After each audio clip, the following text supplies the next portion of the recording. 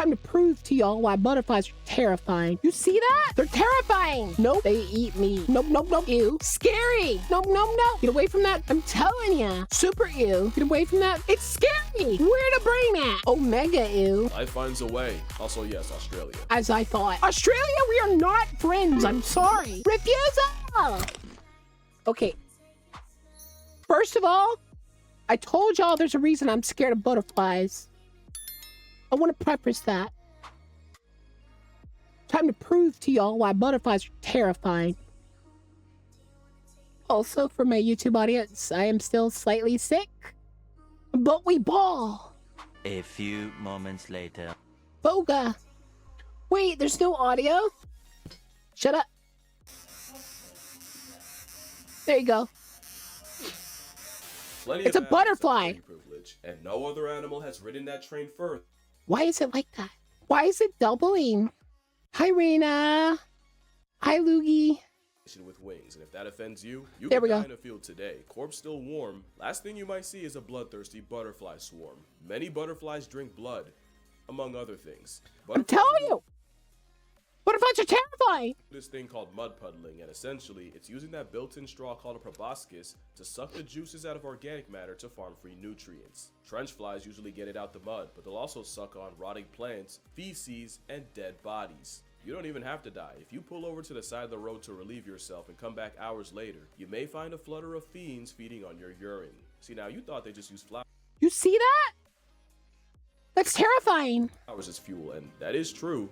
The problem is just a diet of sugar water would leave butterflies without key minerals they need. One of those minerals is sodium, and they'll go to extreme lengths to secure it, even irritating the eyes of reptiles to drink the tears. Crocodile tears have use to someone. Of course, butterflies taste through receptors on their feet, so one landing on you doesn't make you a Disney princess. It makes you a sodium-seasoned rest stop for a flamboyant fly that's just using you until it gets what it wants and moves on to the next mark. Because butterflies are boys with wings, and that is not a joke. They are corpse flies, by the way. Because their mating behavior is out of pocket for something with its PR, but one thing at a time, we'll get to that. But the only thing more questionable than what some butterflies eat is what some people will do to find them. The Purple Emperor is a beautiful, ethereal muse to any entomophile. It's also a death merchant that avoids flowers, instead preferring rotting animal flesh and fecal waste. That hasn't stopped folks from seeking out this corpse fly, and here are some of the things people have used to attract them. Rotting fish, fermented shrimp paste, stinking bishop cheese, dog poop, roadkill, very used diapers, and in one case, a trailer of pig poop. But according to longtime enthusiasts, one of the biggest turn-ons for a Purple Emperor is urine-soaked fox poop. I don't think that's a coincidence, because not only are butterflies fine to mine for liquid gold, science says they might prefer the pee of carnivores, specifically mountain lions, to that of humans or cows. So when you say they prefer cougar pee, we're talking about in more ways than just cloudy with a chance of So are they resting on VTubers? Shut up. They're terrifying. Storming Daniels. But butterflies are opportunists that'll take them from anywhere, and Russian experiments have shown that vampire moths, yeah, them's a thing, are able to use hook-shaped tongues to drill through human skin and feed on the blood. But that was just an experiment. To you watching this, a vampire moth is no risk that we know of. That being said, butterflies are not what you think they are, and the more you learn about them, the more you understand why SpongeBob turned his town into an Avengers end credit after experiencing its mugshot once. The funniest part is, the close-up they crashed out over was actually a horsefly, probably because they knew an actual butterfly would have ruined the animal for an entire generation. Because like I said, no animal has had better PR than a mosquito in drag. In fact, even their name might be a cover-up. A popular theory is that their original name was actually Flutterby, and the global game of telephone ended predictably. It's much more likely that it came from the Dutch word butterscheiter, or butter sh**, as apparently a butterfly bowel movement looks like a brick of butter. It's not 100% confirmed, but believing otherwise goes against my narrative, so I'm gonna disregard it. They're terrifying! Insane intro aside, what is it that makes a butterfly? Because I wasn't kidding. If you're like me, butterflies are not what you think. Like on a scientific level, Lepidoptera represents the order of flying insects that are— Nope. Nope, nope, nope, nope, nope, nope. Get away from that. Get away from that. Sorcery! well, basically moths and anything that looks like a moth. Butterflies are a relatively small superfamily that's less than 10% of the Lepidoptera party, with a small contribution of at most 20,000 species. Everything else is a moth. They go to war, moths clear. There are also skippers, which are technically butterflies, but were such an out-of-character butterfly that science thought it was its own thing. Long story short, it's a butterfly that heavily borrows from the moth's playbook, especially when it comes to flying. Which gets straight up confusing when you realize there's an animal called a moth butterfly that skippers have nothing to do with. But basically, American moth butterflies are that weird, only ever see during the holidays type of family of butterfly that were so weird and mothy, it kept them from the butterfly function until recently. Boring high school sciencey stuff aside, it's a moth's world. Butterflies are just a small part of it. I say that because there will be mentions of moths in this video, and I just know I'd get my Lepidoptera pass checked if I didn't make that clear. Because there's a lot of evolutionary headassery going on with moths, and I'm not about to leave it out on a technicality. So yeah, butterflies are not what you think, even in an artistic sense. That butterfly's dead. If I ask you all to draw a butterfly, chances are 95% of you would draw this, and you would be illustrating a corpse. For some reason, butterflies are often drawn the same way dead ones are pinned and displayed by those who collect them. We basically did a blobfish to the butterfly, and immortalized their death pose. A butterfly might hit this pose at some point in its natural life, but most times a butterfly looking like this isn't. But it was. My condolences to anyone watching this and realizing they have a dead winger tattooed on them. So while we did do butterflies dirty there, butterflies don't need help doing that themselves with the things they eat, and that really starts as caterpillars. As you know, butterflies have many forms, and a lot of butterflies actually are, though they eat meat. Well, blood, and blood's technically a carnivore diet. Caterpillar's job is to eat as much as physically possible. Caterpillars have the type of greed they warn you about in the Bible. No other animal reaches such biblical levels of gluttony. A caterpillar can eat 200 times its birth weight in the first 2 weeks, which can become 1,000 times its weight in only 2 months. Now those numbers probably don't hit as hard as a North American silk moth. No animal alive eats more relative to body size than a marauding moth, which will eat 86,000 times its body weight in less than 2 months of life. To keep that same pace, your 7-pound baby would have to scarf 273 metric tons of mass or 601,861 pounds worth of Similac. Pot of greed. Caterpillars eating constantly does have a consequence, and is them being in a perpetual state of dropping bombs. The scientific name for caterpillar waste is frass, and these hedonists pile on the frass by the metric hecton. If you live in the area code of the gypsy moth, then you've likely woken up to the sound of heavy rain with no water, because it was actually the sound of caterpillars mass flooding folks with frass from above. To be fair, if you could get all your lifetime bathroom visits out the way in only a few weeks, in that time the toilet would never not be attached to your cheeks. But another consequence of caterpillars unloading enough bricks to rebuild the city of Gotham, or Newark, is predators. Ew. Terrifying and ew. Like wasps will track them down by following the brown brick road. So many caterpillars can ballistically launch their own fecal matter like a cannonball. The skipper caterpillar can shot put its own product up to 40 times its own body length, which is the equivalent of a man blowing it out the other end over 200 feet. Mind you, the world record for shot put is 77. Caterpillars shoot the shit, but ain't no back talk, and the chances a habitual slinger shoots one into your mouth is low. Science won't let it be zero. But they don't always shoot it, only because caterpillars will also use their poop to manipulate the very plants they eat. Plants don't just get munched on all day and just take it. They'll produce chemicals to repel plant predators like caterpillars. Not only that, but those chemicals are like a cry for help, where one plant being eaten can warn others with its aromatic alarm bell. The catch is, they can only react to one threat at once, and the armyworm caterpillar exploits this by dropping deuces that tricks the plant into thinking it's being attacked by a fungal infection. The plant can only deal with one problem at a time, and while it's crashing out trying to fight a fungus that isn't there, the armyworm has free reign to eat it along with any other plant taking a cue from it. That's diabolical. The plant's get back is devious. Some plants can release a chemical that turns caterpillars into cannibals. Apparently, methyl jasmonate is such an insult to a caterpillar's palate that when plants would produce it as a defense, the caterpillars decided they'd rather eat each other instead. Simply not eating is not an option, and the moment a plant becomes less palatable is the moment you see a bunch of sandworms start ripping into each other. Although in the plant's defense, caterpillars don't need much to turn on each other, and the moment caterpillars realize there isn't enough milkweed to go around, they'll start aggressively headbutting each other to steal food. So caterpillars don't always choose violence, unless it's food. Then the bulkworm's ready for war. But the reason the hungry caterpillar is more of a curse than a kid's scary! I'm telling ya, I used to run from these things when I was little.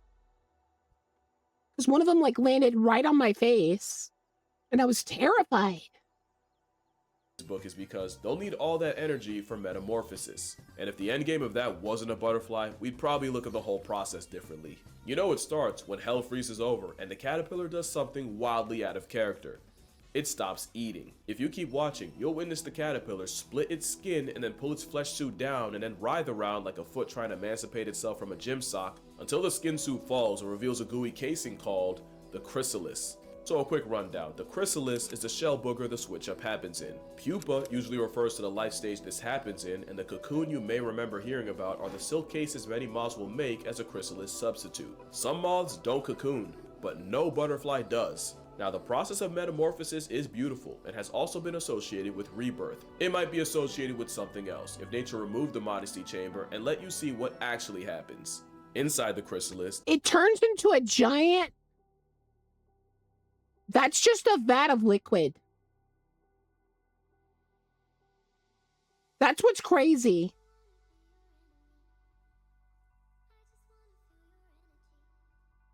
Somehow, the brain is still in there somewhere. But it's all liquid. Like, it'll remember stuff that happened when it was a caterpillar as a butterfly. So there's a clear, like, it's got a brain, but it's all liquid. All of it. Just a liquid bubble. the caterpillar releases enzymes to dissolve its tissues, basically digesting itself into almost soup. If you cut the chrysalis, a mess of caterpillar slushy would spill out. The only things that don't turn into Shrekfest are imaginal discs, and what they are basically whatever they need to be. They're like the blueprint to their adult life, with discs for every butterfly body part like wings, eyes, antennae, and they lay dormant in the constantly eating caterpillar like a sleeper cell. The only thing stopping it from activating is the juvenile hormone in the caterpillar, and the same way neutering neophytes kept castratos sounding young, the hormone Peter Pans the caterpillar and keeps them young so they can keep eating like nature's favorite feedie. Once the hormone drops, the caterpillar pupates, and those sleeper cell imaginal discs use the protein-fueled former caterpillar to fuel rapid cell division. The process isn't one-to-one for every caterpillar, but that's pretty much the spark notes. Monarch butterflies occupy a chrysalis anywhere from 10 to 14 days. Some, like desert orange tips, will wait years, some say even close to a decade, for the right conditions to pop out. Another fact is that adult butterflies can remember part of their lives as caterpillars. It's scary! Where the brain at? Even with their time as butterfly broth in between. Science shows that caterpillars conditioned to avoid certain smells through electrical shocks go on to show the same discernment as flying adults. I feel like that's way cooler than people give credit for, but it's also possible they do remember their past lives of greed, which might be why many moths don't have mouths altogether. Okay, that's a joke. Well, not the no mouth thing. The Luna moth is only alive for as long as its caterpillar past ate for. But the reason is because the same way a caterpillar's job is only to eat, once they can fly, their main priority is getting laid. Flutterbys have one job, and it's to mate, and some moths take the sentiment literally. Because a closed mouth won't get fed, but no mouth might get my bad, I mean her abdomen. Touching abdomens is how butterflies mate, and the process is much less innocent than you want to believe. Yeah, it's about that time. Almost every messed up thing about butterflies comes down to them catching a date. Butterflies will use several factor authentication like sound, color, even flight patterns to choose a mate, but the real secret sauce are pheromones. Males use pheromones like a calling card, and many moths and butterflies have a hair pencil to help get the message out further. Also called the coromata, it's a scent organ that inflates and fans out pheromones to anyone who might be interested. And with over 180,000 species of moths and not moths, someone was bound I'm showing everyone why butterflies are terrifying.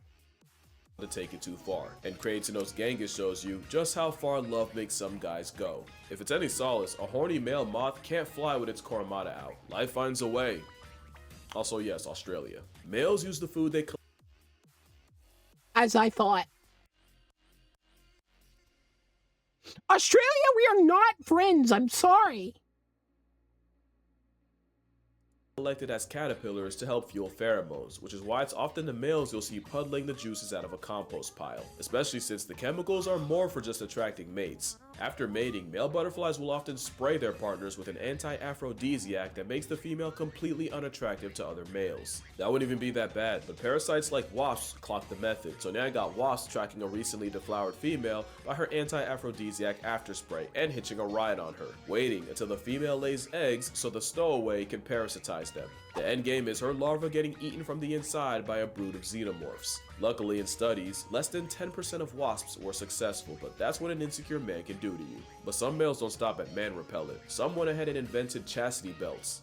Few males will excrete this weird, waxy substance designed to plug up his partner's female parts, which physically seals her off from other males. It's a literal breeding block, but that leaves a problem. It's in the female's best interest to mate with as many males as possible, but it also behooves the male to brute force monogamy, which has led to this evolutionary arms race, with females flexing increasingly harder to plug junk and males producing even more blobs of scabby petroleum jelly. But that is far from the most felonious way males buff their chances. Ew. Super ew. Omega ew. Some people have experienced the rare Did one of those just get born? occurrence of two butterflies in one. They are terrifying, scary things. No, they are not neat. Doing well. Planning on snagging a Soul Frame Founders pack. Oh yeah. We might play some more Soul Frame. I'm thinking of it. To Australia. To Australia? No. Refusal. Hee hee snackers? Why are you laughing, Valley? What did you do? Give scales. Or be banished to Australia. No and no. Refusal. Refusal! Okay. We're continuing now. Chrysalis. Really, it's the scene of a crime. Some, like the zebra longwing, won't even wait until the female is fresh out the pupa stage. As the female is getting ready to break out of the chrysalis, a gang of males can swarm her and start fighting for position. The winner then rips into her chrysalis to mate with her while she's still stuck in the stage. There's a term for this. Some call it pupa arrow. Now, insects can't really consent, so maybe that's too far, so forced copulation is a nicer way to describe it. But the rising female has zero choice in the matter when she basically gets spawn camped, and that just feels illegal. Still just butterflies, right? But when you only have a couple weeks to live, you pull out all the stops to make sure your genes don't pass tense with you. And it's why male butterflies are more likely to suck the sweat off your back. Not only do those nutrients help form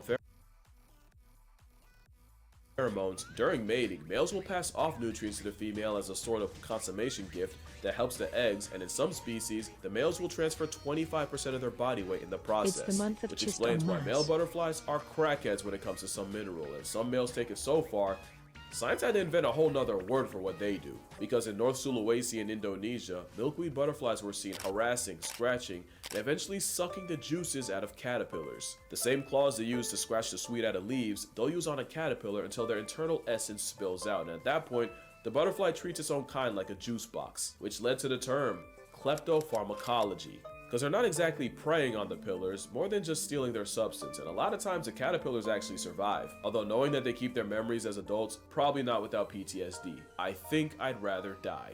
But yeah, that's gonna do. Scary. Terrifying. Scary, terrifying. Can we talk about that? No. Why not? It's terrifying.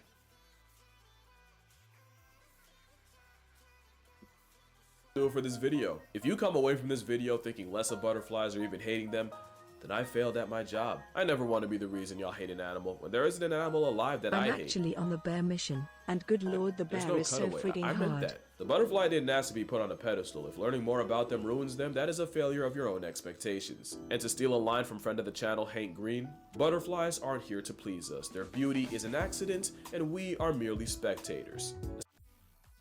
This is true. This is very true. We are just spectators in their lives. But they're still scary. especially when the monarch population is down 99%. That's the scariest thing about them. Also, I want to thank y'all so much for 4 million subscribers. I've said it before, but y'all have changed the trajectory of my life in ways you cannot even begin to imagine. I got a lot more stuff planned, promises to keep. I did not forget the checks my big mouth wrote this year. But for now, as a thank you, I'll be doing a video on whatever the top comment says, within reason. Within reason. Anyway, been a minute since I said this, but drink water, hug your mother, save the butterflies, fam. Hug your mother. You heard him. And moths too. And I'ma see y'all in the next one. Probably the last one of this year, to be honest.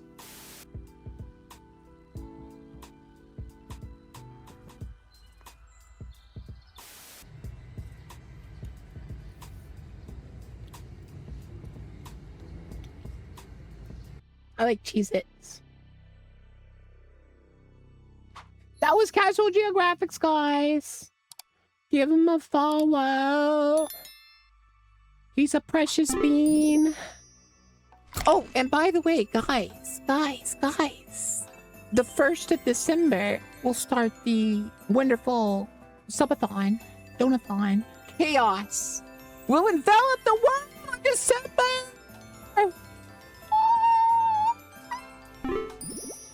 Okay, bye now.